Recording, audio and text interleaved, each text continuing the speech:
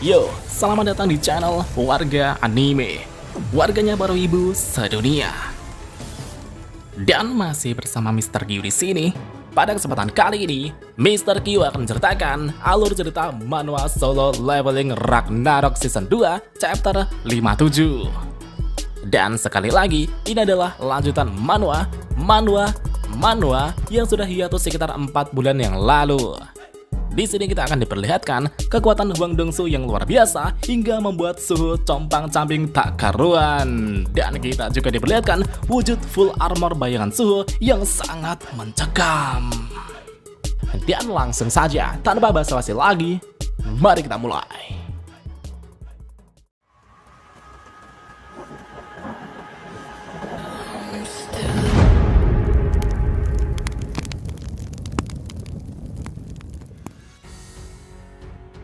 Jadi sebelumnya, Suho telah pulang ke rumahnya dan melihat sesuatu yang mengejutkan di dalam rumahnya. Di tengah ruang tamu yang sudah berantakan, terlihat seorang pria yang duduk sambil memancarkan aura membunuh yang luar biasa. Dia adalah saudara Hwang Dong-suk yang bernama Hwang Dong-soo, seorang kriminal dan sekaligus hunter rank S yang sangat berbahaya.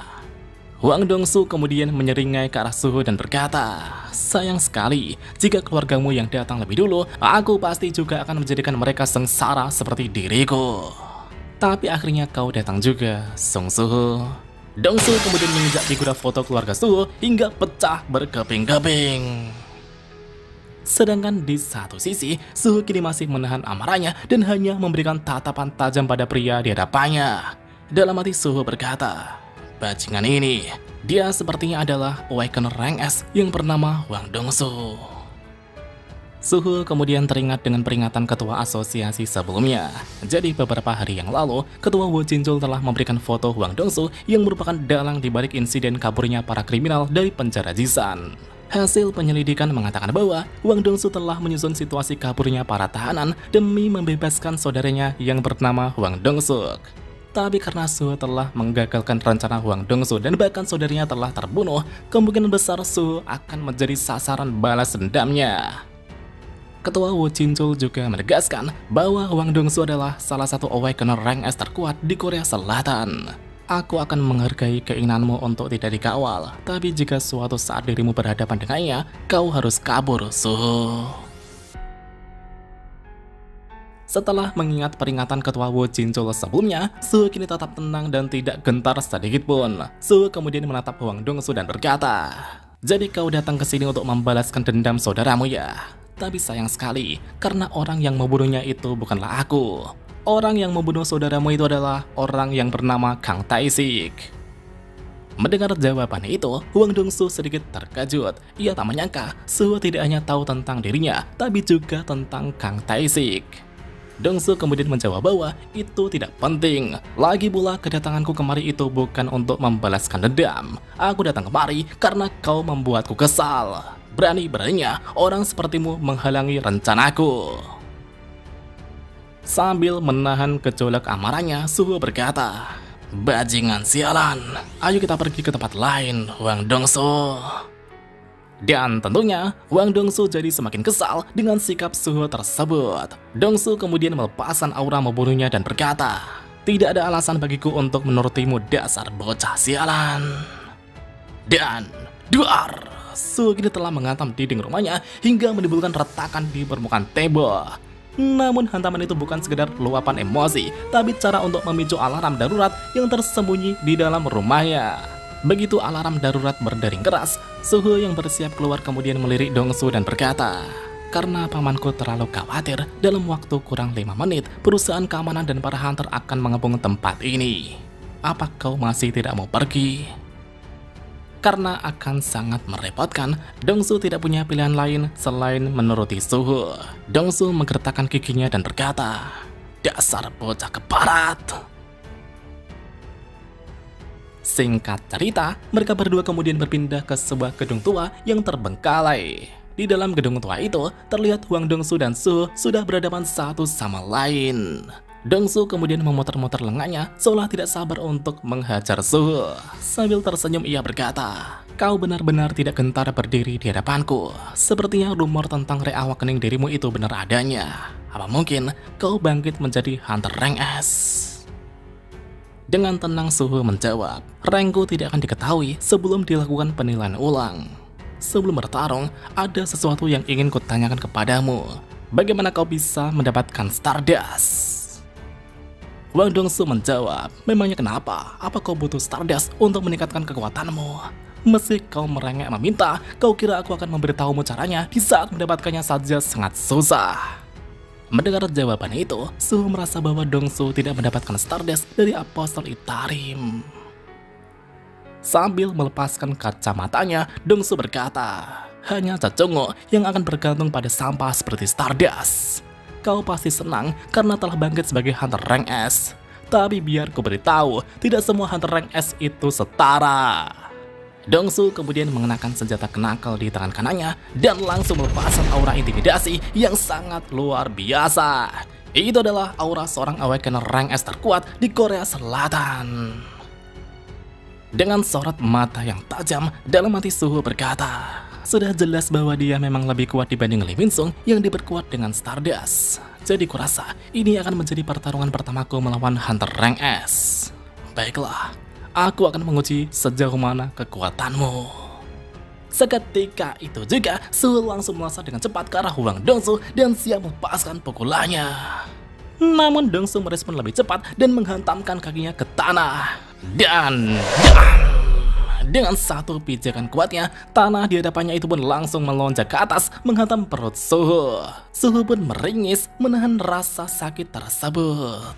Tapi Wang Dongsu tak berhenti sampai di situ saja. Ia kemudian memusatkan kekuatan pada tinjunya dan berkata, "Hoi, kau adalah Hunter Tipe Summoner. Apa kau sungguh ingin bertarung denganku secara langsung dengan tangan kosong?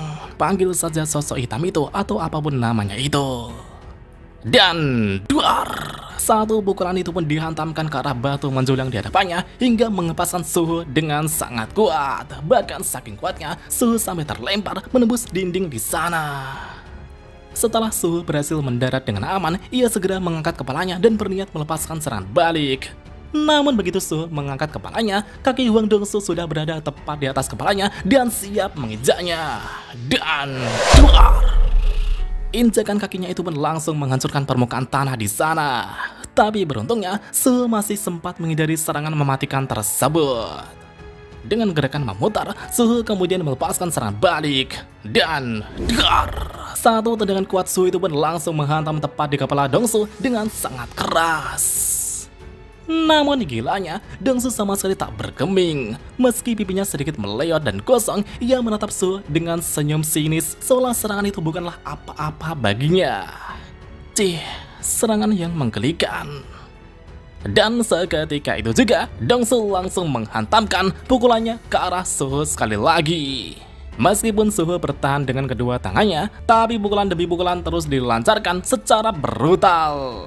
Sambil melepaskan rentetan pukulan, Dongsu menyeringai dan berkata, "Apa kau kira kau bisa mengalahkanku hanya dengan kekuatan fisik belaka? Bahkan jika kau menggunakan semua kemampuan yang kau punya, kau tidak akan pernah bisa mengalahkanku." Sedangkan di satu sisi, Suho yang terus di pojokan itu pun merasa bahwa perbedaan kekuatan fisik di antara dirinya dengan Wang Dongsu memanglah jelas. Tapi ada satu hal yang kusadari, aku sama sekali tidak merasakan tekanan antara hidup dan mati seperti saat itu. Ini jauh berbeda ketika aku melawan diriku sendiri waktu itu. Ketika Suho memikirkan itu, kaki Suho tiba-tiba terselip pada retakan di lantai. Melihat Suho yang lengah, Dongsu tentu akan memanfaatkan kesempatan itu untuk menghabisi Suho. Sambil menguatkan tinjunya, Dongsu berkata, "Bisa-bisanya kau lengah di tengah pertarungan. Sombong sekali kau bocah."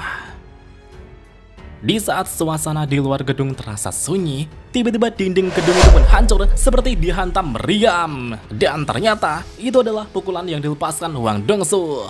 Suho yang menerima serangan itu pun terlempar keras hingga menembus keluar gedung. Namun sesaat setelah Dongsu menghantam Suho, ia tiba-tiba dibuat terkejut. Sebuah tombak bayangan kini telah menusuk lengan Wang Dongsu. Dongsu bertanya-tanya sejak kapan bajingan itu sempat mengeluarkan senjata. Sedangkan di luar gedung, Suho kini terlihat compang-camping tak karuan. Beru kemudian bertanya, apakah Anda baik-baik saja, Monak muda? Suho berkata, melawan hunter rank S tipe penguatan sepertinya akan sulit jika hanya beradu dengan kekuatan fisik belaka. Jujur saja, aku ingin menggunakan semua poinku pada status kekuatan. Tapi aku masih punya rencana lain untuk melawannya. Jadi mulai sekarang akan kukerahkan semuanya dari sekarang. Di balik asap tebal di sana, terlihat sebuah bayangan telah menyelimuti tubuh Suho. Dengan satu lompatan, Suho kembali memasuki gedung dan berdiri di hadapan Hwang Dongsu. Suho berkata, mari kita mulai ronde kedua, Hwang Dongsu.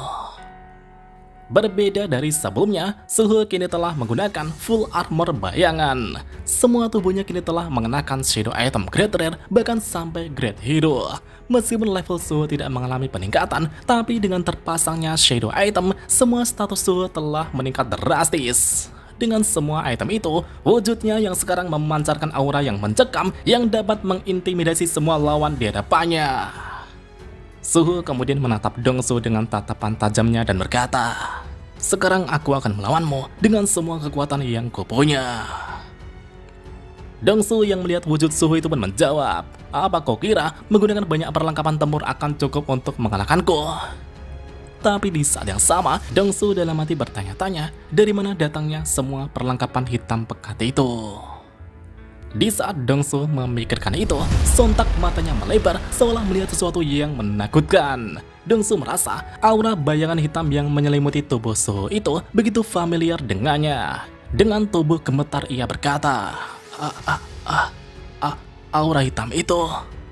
Saat Dongsu mengingat itu, jantungnya mulai berdetak kencang, tubuhnya diliputi rasa takut yang mendalam. Dalam benaknya, sebuah ingatan aneh tiba-tiba muncul di kepalanya. Itu adalah ingatan awal mula ketika Hwang Dongsu dibangkitkan Sung Jinwoo menjadi prajurit bayangan.